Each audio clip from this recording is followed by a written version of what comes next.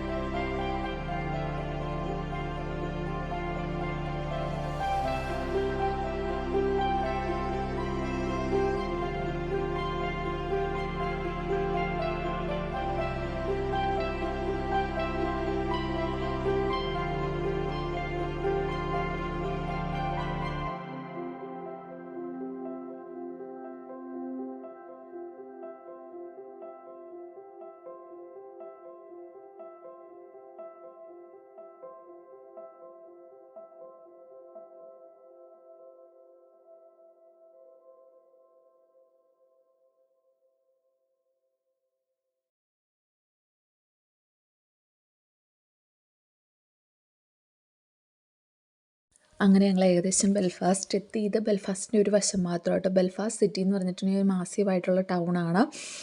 ഇത് നോർത്തേൺ അയർലൻഡിലാണെന്ന് ഞാൻ പറഞ്ഞല്ലോ ഓൾറെഡി. അപ്പം ഞങ്ങൾക്ക് ഇവിടെ എന്ന് പറഞ്ഞാൽ ലണ്ടനെ അപേക്ഷിച്ച് കുറേ കാര്യങ്ങൾ വ്യത്യാസമുണ്ട്. ലിവിങ് കോസ്റ്റ് വളരെ കുറവാണ് ലണ്ടനെ അപേക്ഷിച്ച്. ഞാൻ ഒരിക്കലും പറയുന്നില്ല തീരെ കുറവാണെന്ന് പറയുന്നില്ല, ലണ്ടനെ അപേക്ഷിച്ച് കുറവാണ്.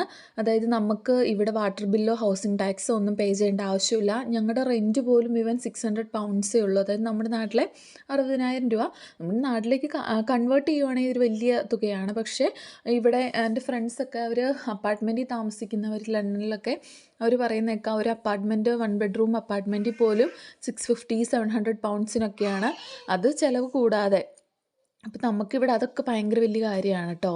അപ്പോൾ എനിക്കതുകൊണ്ട് ഭയങ്കര ഇവിടെ താമസിക്കാൻ എനിക്കിഷ്ടമായി. അങ്ങനെ ഞങ്ങൾ ബെൽഫാസ്റ്റ് എത്തി. എന്തോ ഒരു സ്ട്രൈക്ക് ഉണ്ടായിരുന്നു. അപ്പോൾ അവർ നമ്മുടെ നാട്ടിലെ പോലെ കൂട്ടമായിട്ടൊന്നുമല്ല, ഇങ്ങനെ വിട്ട് ആൾക്കാർ നടന്നു പോകുന്നുണ്ടായിരുന്നു. അങ്ങനെ അവർ എന്തൊക്കെയോ പറയുന്നുണ്ട്, നമ്മൾ ശ്രദ്ധിച്ചില്ല, കാരണം വണ്ടിയിലായതുകൊണ്ട് നമുക്ക് കേൾക്കാനും പറ്റുന്നില്ലായിരുന്നു അധികം. അതിനുശേഷം ഇവിടുന്ന് കുറച്ച് ദൂരമേ ഉള്ളൂ ഇനി കടയിലേക്ക്. ഞങ്ങൾ കടയിൽ പോവുക, സാധനങ്ങൾ എടുക്കുക എന്നുള്ളത് മാത്രമായിരുന്നു ലക്ഷ്യം. എനിക്കങ്ങനെ കടയിൽ കയറി സാധനങ്ങൾ എടുക്കുന്ന വീഡിയോ ഒക്കെ കാണിക്കണം എന്നുണ്ട്. പക്ഷേ ഞാൻ പറഞ്ഞില്ലേ, ഞാൻ അത്രയൊന്നും ഇതായി വരുന്നില്ല വീഡിയോ. അത് തന്നെ എൻ്റെ ആദ്യത്തെ ലോങ് വീഡിയോയാണ്. ഇത് തന്നെ ശരിയാവുമെന്നൊന്നും എനിക്കറിയില്ല.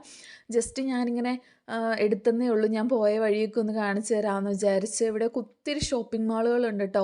പിന്നെ നമ്മുടെ ബെൽഫാസ്റ്റിൽ തന്നെയാണ് നമ്മുടെ ടൈറ്റാനിക് കപ്പലുണ്ടല്ലോ, അത് പണിതത്, അതായത് അത് ബിൽഡ് ചെയ്തത് നമ്മുടെ ബെൽഫാസ്റ്റിലാണ്. അതിൻ്റെ മ്യൂസിയം ഇപ്പോഴും ഉണ്ട്. അതായത് അവർ മ്യൂസിയം ആയിട്ട് അത് സൂക്ഷിച്ചിട്ടുണ്ട്.